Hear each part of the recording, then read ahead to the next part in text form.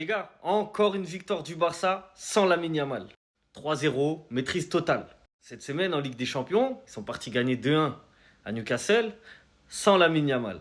La dernière fois contre Valence, victoire 6-0 sans Lamine Yamal. Donc ma question est, est-ce que le Barça a vraiment besoin de Lamine Yamal pour être performant? Parce qu'on voit que dans le jeu, en fait, qu'il soit là ou pas, entre guillemets, il n'y a pas de différence.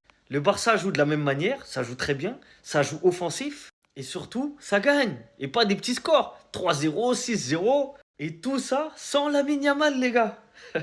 Après, quand il est là, le Barça, c'est tout aussi fort, hein, et c'est encore plus spectaculaire parce que lui, il apporte une touche de magie. Et c'est d'ailleurs ce qu'on aime chez lui, hein, c'est la magie, la technique, les gestes, on kiffe. Mais en vrai, les résultats, ils sont là sans lui. Et c'est là que tu vois que c'est un groupe en fait, le Barça. C'est un groupe, c'est une équipe, c'est un collectif. Rashford y rentre, passe décisive. Olmo sur le banc, Fermin Lopez y joue, but. Olmo titulaire, but, passe.